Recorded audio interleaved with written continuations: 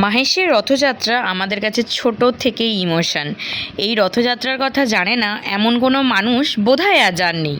কারণ আমাদের মাহেশের রথযাত্রা খুবই বিখ্যাত। পুরীর পরেই কোনো রথযাত্রা যদি বিখ্যাত হয়ে থাকে সেটা কিন্তু আমাদের মাহেশের রথযাত্রা। আর এই রথের মেলা চলে টানা একটা মাস ধরে।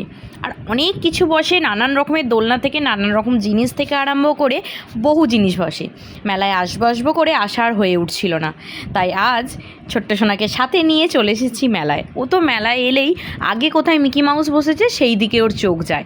খুব মজা করে, খুব মজা। ওর এই আনন্দগুলো দেখতে না বড্ড ভালো লাগে আমার। আর মেলায় এলেই আমাদের মতো মেয়েরা এখন যে সংসারী হয়ে উঠেছে, তারা আগে সাজের জিনিসের দোকানে না গিয়ে আগে এসে যায় সংসারের জিনিসপত্র যেখানে পাওয়া যায় সেই দোকানে।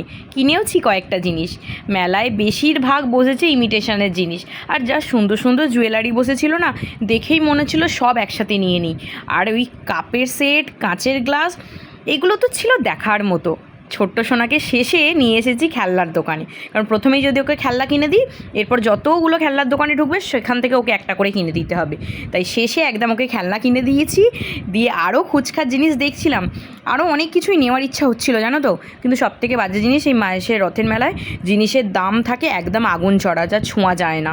ওখান থেকে জিনিসপত্র কিনে নিয়ে বাড়ি ফেরার পথে বিরিয়ানি কিনে চললাম বাড়ি। টাটা।